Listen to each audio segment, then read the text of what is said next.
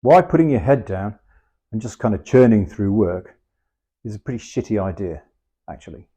And put your hand up if you do that, right? If your response to having lots to do is just put your head down and burn through. Actually, don't do that. This is a video I can't see.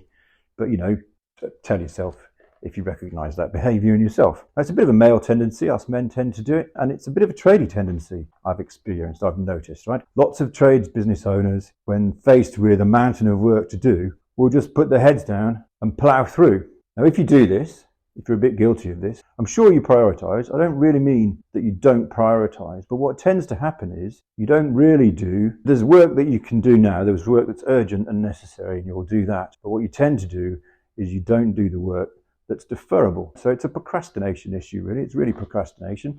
And what happens is you do the urgent stuff, you do the stuff that gives you a reward, that you can clear off your plate quite quickly, and you defer the bigger jobs or the more difficult jobs that don't give you a reward anytime soon. Now, to you, if that's you and it sounds familiar, it's very common. It's very common. Lots of people do it. And my point of the video, of course, is it's costing you. Okay, I'll illustrate it with a story. I have a couple of clients at the moment, 3 people, 2 businesses. They pay me for coaching, which, as you know, is an expensive undertaking, and they want results. They want to grow and change their businesses. But quite often, especially lately, they have been not showing up to our calls, or to all of them, our scheduled calls, because they're too busy, right? They're a bit short-staffed, they're short of tradespeople, and they find themselves on the tools doing the work of their business, installing systems or doing maintenance jobs, they're keeping customers happy, instead of coming to my meeting. And I don't mean I'm not being a baby and saying, oh, they should come to see Johnny. Right? That's not what I mean, right? Well, it's costing them, right? They're missing out on doing the work that they and I have agreed is what's necessary to grow their business. And they're prioritizing the immediate stuff instead. I do understand it's keeping a customer happy.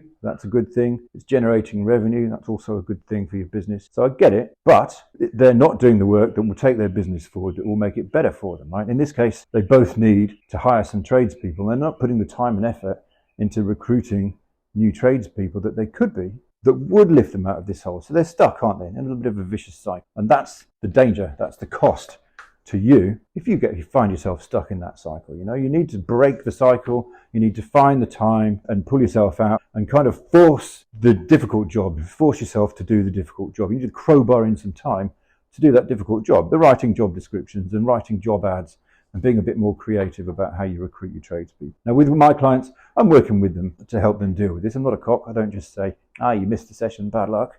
Right? We're working through it. We're trying new ways and different ways to get the thing done, right? That's my job. So if this is you, and if you're doing this thing that's costing you and you'd like to change, put your hand up and talk to me about business coaching. There's no guide today. Ask me about coaching. See ya.